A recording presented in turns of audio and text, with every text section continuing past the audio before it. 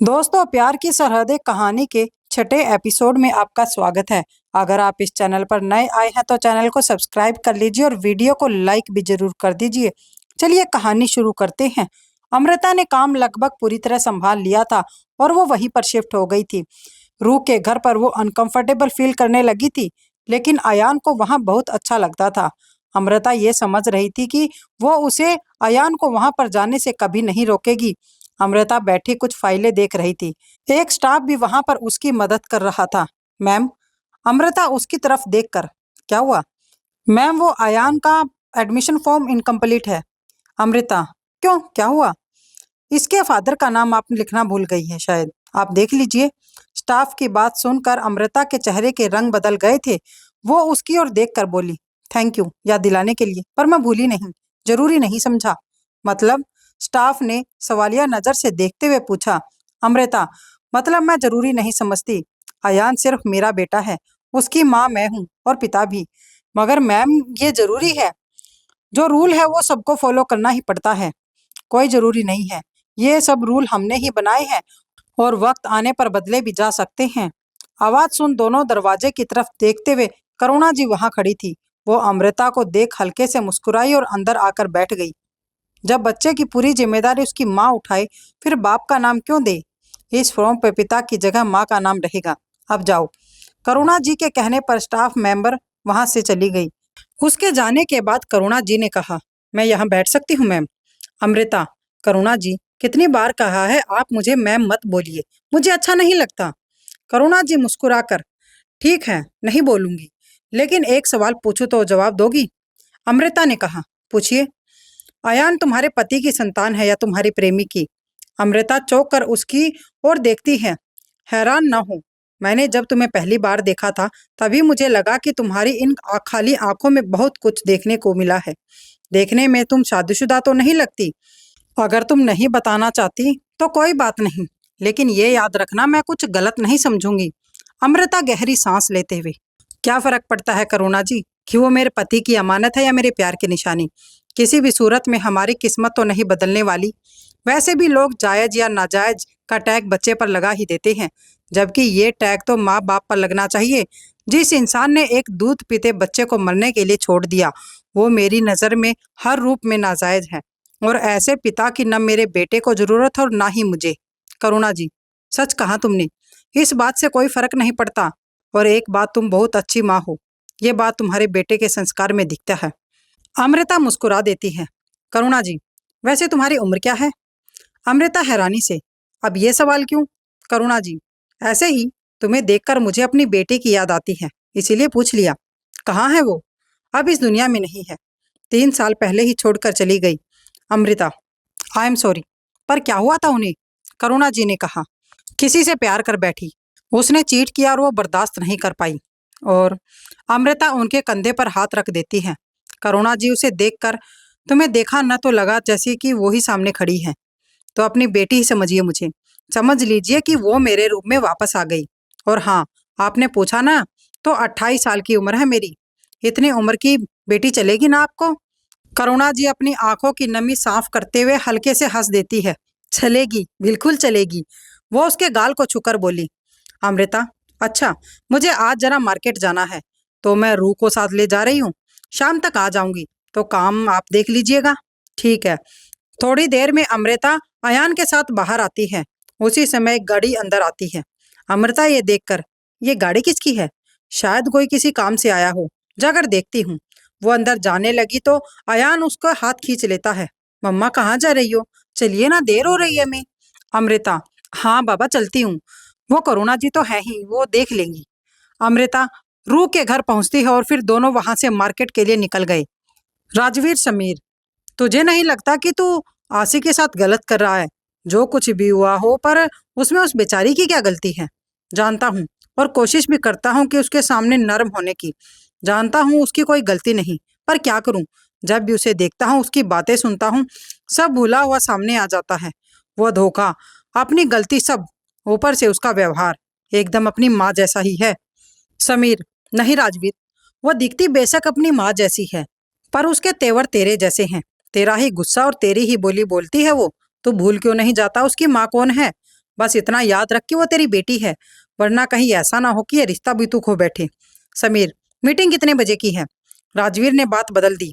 समीर ने कहा, क्यों कर रहा है ऐसा? इतना भी कठोर मत बन कि सब तुझे पत्थर समझने लगे। मिजाज में थोड़ी शक्ति भी जरूरी है हुजूर। लोग पी जाते हैं समुंदर भी, अगर वो खारा ना होता। छोड़िए, सब देर हो रही है। राजवीर ने उठते हुए कहा और आगे बढ़ गया। समीर भी उसके पीछे पीछे हो लिया।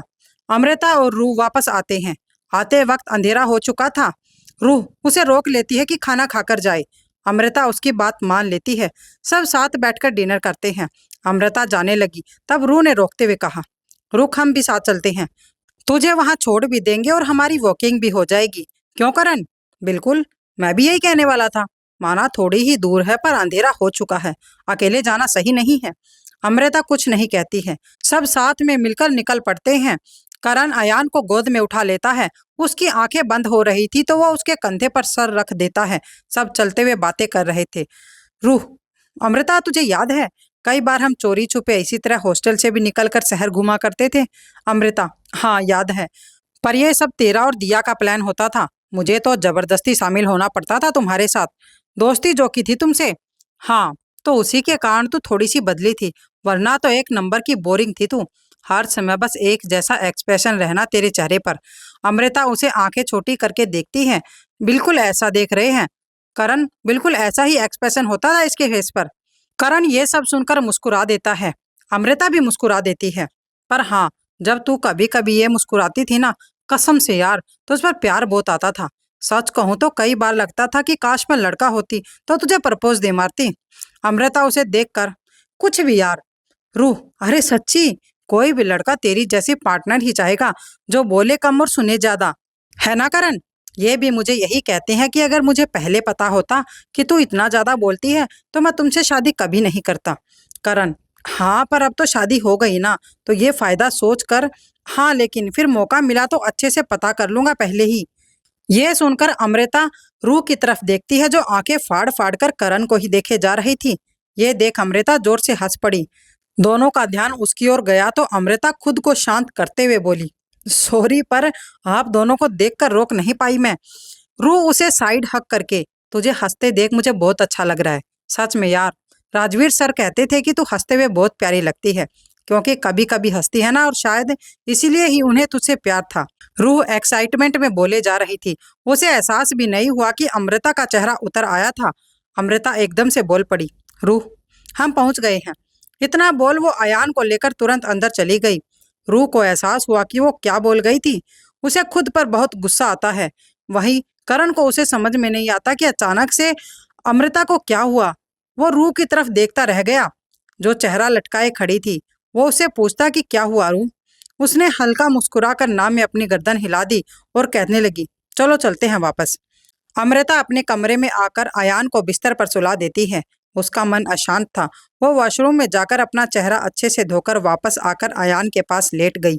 न चाहते हुए भी उसके जहन में पुरानी बातें चलने लगी थी, जिनसे पीछा छुड़ाने को वो अपनी आंखें बंद कर लेती है, मगर यादें इतनी आसानी से पीछा नहीं छोड़ती। वहीं अमृता के साथ भी यही हो रहा था। उसकी आंखों से नींद जैसे रूठ ही चुकी थी और वो उठकर बैठ जाती है। तुम्हें पता है तुम्हारी हंसी कितनी प्यारी है। लगता कानों में मधुर संगीत बजने लगा और तुम्हें हंसते देखकर बार बार दिल हार जाता हूँ। आज भी देखो कैसे खिलखिलाकर हंसती हो। अमृता ने एक नजर उसकी तरफ देखा, फिर अपने दोस्तों को, जिनकी नजर राजवीर पर ही ठहरी हुई थी। अमृता बिना कुछ बोले वहां से भाग गई। अरे सुनो तो, क्यों ऐसे बिहेव करती हो यार? मैं इतना भी बुरा नहीं हूँ। अमृता नहीं सुनती और अपने कदम तेज से बढ़ा देती है। राजवीर तेजी से उसके सामने आकर उसका रास्ता रोककर खड़ा हो गया। अरे यार, ऐसी भी क्या नाराजगी कि मुझसे बात भी नहीं करोगी? नहीं करती तो आप क्यों बात करना चाहते हो मुझसे? अपने दोनों हाथ जोड़कर, प्लीज पीछा छोड़ दीजिए मेरा, अमृता ने कहा। वो साइड से निकलकर जाने लगी, लेकिन राजवीर तुरंत ही अमृता का हाथ पकड़कर कहता है, क्योंकि मुझे तुम अच्छी लगती हो। अमृता, हाथ छोड़िए मेरा। राजवीर उसे अपने सामने करके, क्यों, आखिर क्या बुराई है मुझ में? अमृता, मुझे आपके किसी सवाल का जवाब नहीं देना, प्लीज दूर रहिए मुझसे। राजवीर, कोशिश तो करता हूँ दूर रहने की, पर पता नहीं, जब भी तुम्हें देखता हूँ खिंचा चला जाता हूँ तुम्हारी ओर। क्यों, आखिर ऐसा क्या है मुझ में? कॉलेज की आधी लड़कियां आपके पीछे पागल हैं। आपको मुझसे कहीं बेहतर मिल जाएगी, फिर मुझ जैसी मामूली सी ही लड़की क्यों? राजवीर अमृता को अपने करीब करता है और उसे बड़ी ही गहरी और कशिश भरी आवाज में कहता है, राजवीर की पसंद और मामूली कभी नहीं, और बाकी लड़कियों की मेरी जान से कोई बराबरी नहीं।